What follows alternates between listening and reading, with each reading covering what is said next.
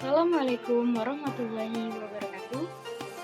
Halo teman-teman semua, perkenalkan nama saya Niafari dengan NIM 19116. Saya dari kelas PAI 4D, Fakultas Tarbiyah, Institut Negeri Syekh Abdurrahman Siddiq Bangka Belitung.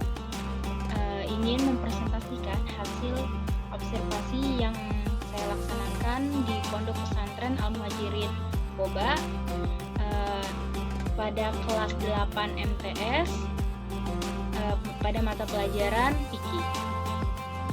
Semoga bermanfaat teman-teman semuanya. Saya akan menyampaikan hasil observasi yang saya laksanakan di Pondok Al-Muhajirin Boba pada hari Senin 3 Mei 2021.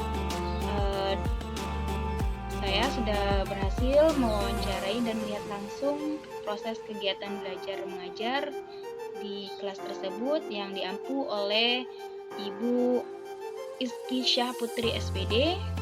Nah, berikut hasil diskusi yang hasil observasi yang saya lihat di kelas tersebut. Hasil observasi lapangan yang saya lakukan yaitu mengenai metode, mereka menggunakan metode diskusi, terus strategi yaitu mereka menggunakan konsep penyampaian materi disertai tanya jawab. Terus untuk pendekatannya, karena cuacanya masih cerah disertai semangat pagi, maka guru tersebut menggunakan pendekatan berdiskusi mengenai pendapat mereka atas materi yang sedang diajarkan. Terus untuk tekniknya yaitu pembagian kelompok untuk berdiskusi mengenai pendapat mereka atas materi yang sedang diajarkan. Terus untuk taktiknya itu yaitu guru memberikan pertanyaan yang kritis dan menuntut siswa untuk berpikir kritis dan relevan. Terus untuk modelnya itu mereka menggunakan model diskusi atau tanya jawab.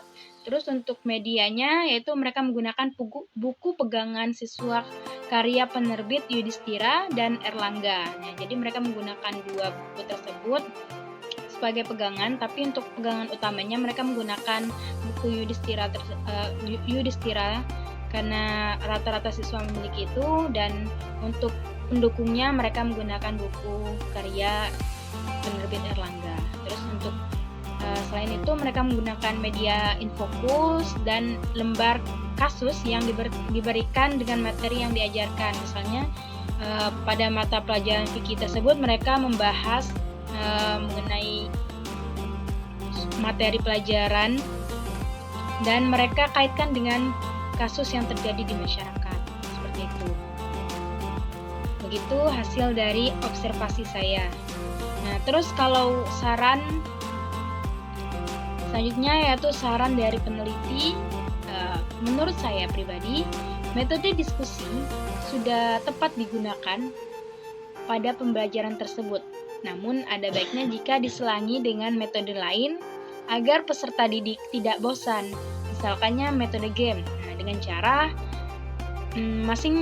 pembagian siswa menjadi 3 kelompok dan masing-masing kelompok menyiapkan 2 pertanyaan yang kritis dan juga jawabannya. Nah, setelah itu pertanyaan tersebut diajukan kepada kelompok lawan. Nah, jika kelompok lawan tidak mampu menjawab, maka kelompok yang kalah akan diberi hukuman, misalnya itu menghafalkan atau membacakan 1 surah pada juz 30. Nah, jadi jika kalah mereka akan mendapat punishment, dan yang menang akan mendapatkan reward, yaitu misalnya kita sebagai guru menyiapkan hadiah kecil, misalnya pulpen atau buku, setidaknya sebagai penghargaan atas keberhasilan mata pelajaran tersebut.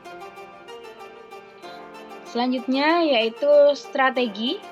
Menurut saya pribadi, strategi tersebut sudah baik, namun ada baiknya jika diselangi dengan strategi lain. Nah, misalnya konsep belajar dari sebuah video atau gambar, peserta didik diharapkan mampu mengambil pesan moral yang tersirat pada video atau gambar tersebut.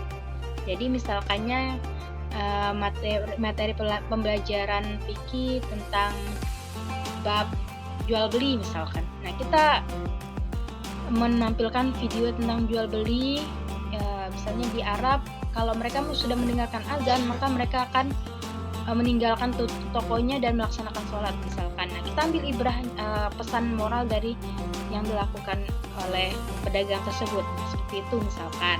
Atau tentang jual beli misalnya bab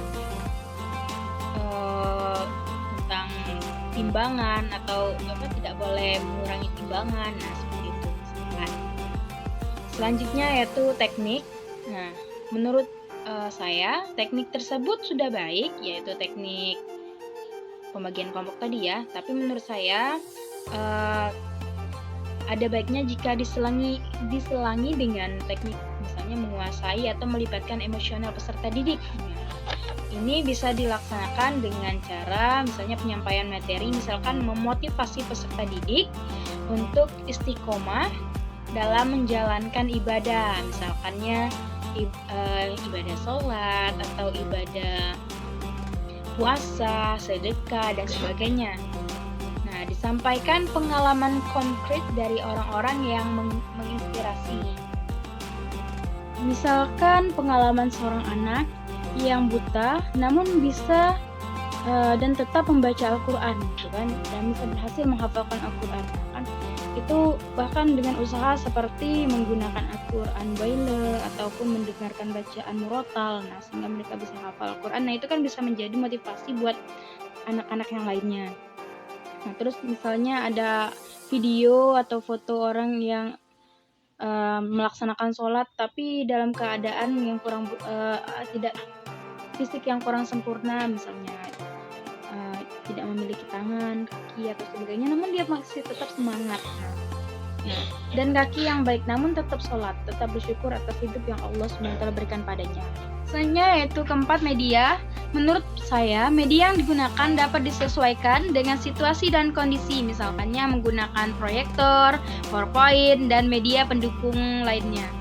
Digunakan pada materi seperti menggunakan mukena, misalnya sajadah. 5. Pendekatan. Menurut saya, meninjau suasana pelajaran yang dilakukan pada pagi hari, pastinya peserta didik masih dalam kondisi baik, maka sang guru bisa menggunakan pendekatan motivasi, ceramah, diskusi, dan game. Hal ini dimaksudkan agar peserta didik tetap semangat meskipun setelah pelajaran usai.